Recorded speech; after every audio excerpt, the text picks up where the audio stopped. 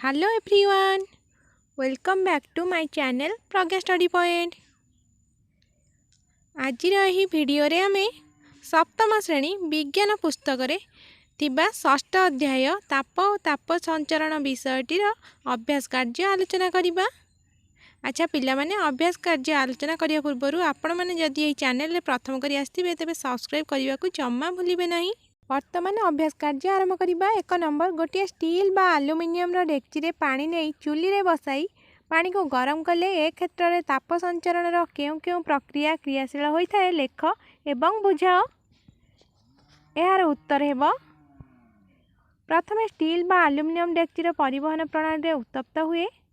Steel बा डेक्ची रे जेउ अणुगुड़िक अग्नि संस्पर्श रे आसंदी से माने ताप ग्रहण करिबा फल रे सेमानकर यांत्रिक शक्ति वृद्धि पाए। तेणु यही अणुगुड़िक विस्थापित न होई तांकर मध्य स्थान रे रही अधिक बेगरे कंपित हुअन्ति। एही कंपनीरत अणु सेमानंक पाख अणु को किछि कंपन संचरण करन्ति फल रे समग्र डेक्चीटी उत्तप्त हुए। डेक्ची मध्यस्थ पानी परिचालन पद्धति रे उत्तप्त हुए। डेक्ची निम्नस्थ जल अणुगुड़िक डेक्चीरु ताप ग्रहण करी उत्तप्त हुअन्ति फल रे सेमानंक आयतन बढ़े और सांद्रता कमे। तेणु से अणुगुड़िक हालुका होई ऊपर को उठे। उपरु ओजनिया ठंडा अणु से स्थान पूरण करिबा पाई निम्न को खसंती और पर मुहूर्त ताप ग्रहण करी ऊपर को उठंती। एही परि भाबे समग्र जल उत्तप्त होई जाए। 2 नंबर जदि ताप संचरण पाई परिवहन और परिचालन उपाय प्रकृति रे न थांता तेबे आमर कौन कौन असुविधा और सुविधा हुअंता प्रत्येकरु 3टी लेखाएं उदाहरण दियो।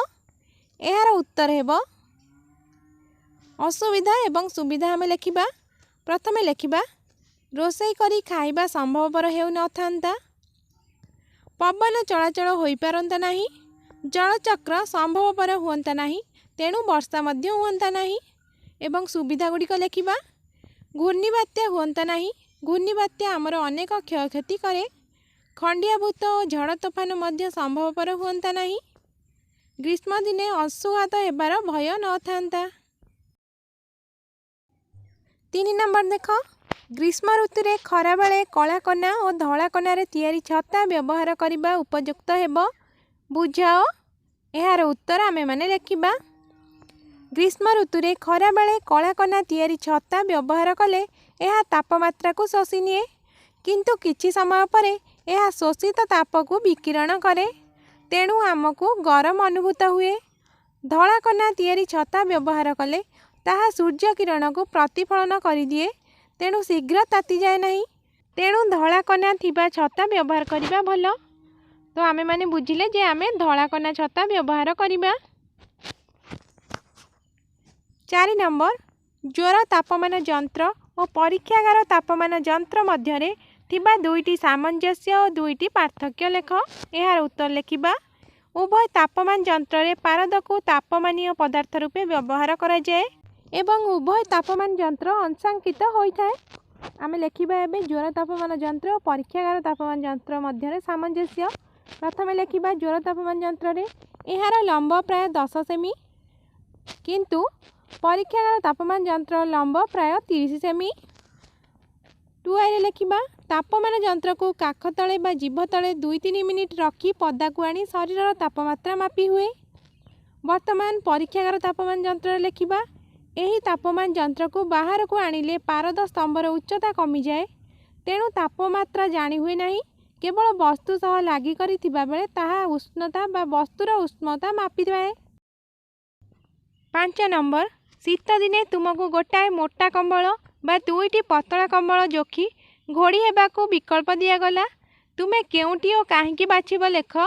यार उत्तर आमे लेखिबा मोटा कंबल को शीत दिने व्यवहार करिबा पाई बाछिबू। मोटा कंबलटी ताप को परिवाही। शीत दिने शरीर तापमात्रा परिवेशर तापमात्रा ठारू अधिक। मोटा कंबलटी शरीर ताप को परिवेश को संचरित हेबाकू दिए नाही। एहा व्यतीत एहा मध्यरे थिबा वायु कणिका गुड़िक मध्य ताप को परिवाही। मात्र 2टी पतला कंबल मध्यरे किछि वायु कणिका थाए। एहा वायु कणिका गुड़िक ताप को परिवाही नुहंती तेणु पतला कंबल दुईटी ताप संचरित होइजिब। तेणु किछि समय पर शीत अनुभूत हेब। 6 नंबर बही रे दिया जाइथिबा उदाहरण व्यतीत ताप सुपरिबाही और ताप कुपरिबाही दुईटी लेखाएं पदार्थर नाम लेख। तो आम लिखा ताप सुपरिबाही पदार्थ दुईटी कंसा पितल, ताप कुपरिबाही पदार्थ दुईटी होउची काच रबर। 7 नंबर शून्य स्थान पूरण कर। क नंबर गोटे वस्तुर तापीय अवस्था वस्तुर डैश सूचाई थाए कौन ना तापमात्रा सूचाई थाए। ख नंबर टकटक फुटुथिबा पानीर तापमात्रा डैश तापमान यंत्र द्वारा मपा जाई परिबो नाही केउ यंत्र ना जोर तापमान यंत्र।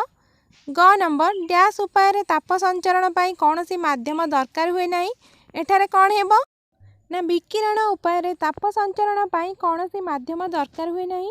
घ नंबर डैश रंगर पोशाक डैश रंगर पोशाक तुलन में अधिक ताप अवशोषण करिपारे एठारे कौन हेबो ना कला रंगर पोशाक धला रंगर पोशाक तुलन में अधिक ताप अवशोषण करिपारे। उ नंबर गोटे स्टील चामच गरम पानी में बुड़ाइले उभयंक डैश हेला जाए ताप पानी रु चामच को प्रवाहित हेबो तो एठारे कौन हेबो ना तापमात्रा समान हेला जाए। च नंबर डैश थल समीर सक्रिय होता है एठारे कौन हेबो राति रे स्थल समीर सक्रिय होता है। 6 नंबर डैश रंगर पोशाक शीत ऋतु रे पिंधा जाए तो केउ रंगर पोशाक ना गाढ़ रंगर पोशाक शीत ऋतु रे पिंधा जाए। ज नंबर डैश समुद्र समीर सक्रिय होता है दिन रे समुद्र समीर सक्रिय होता है। झ नंबर डैश प्रक्रियार प्रभाव में डेबी निरापद बत्ती एक उदाहरण अटे एठारे हेबो ताप परिवहन प्रक्रियार प्रभाव में डेबी निरापद बत्ती एक उदाहरण अटे।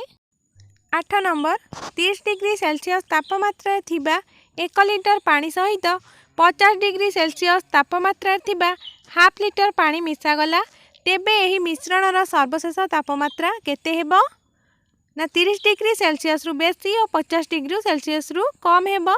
9 नंबर 40 डिग्री सेल्सियस तापमात्रा थिबा 10 ग्राम रो गोटे लुहा कंटा 40 डिग्री सेल्सियस तापमात्रा थिबा 1 लिटर पानी रे पकाई दियागला तेबे पानी रु लुहा कंटा को बा लुहा कंटा रु पानी को ताप संचरित हेबो नाही।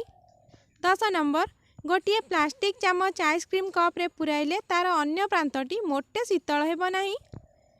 11 नंबर स्टेनलेस स्टील पैन रो तलपृष्ठ साधारणतः तंबारे तैयारी करा जाय थाए एहार कारण हैला तंबा एक सुपरिबाही अटे।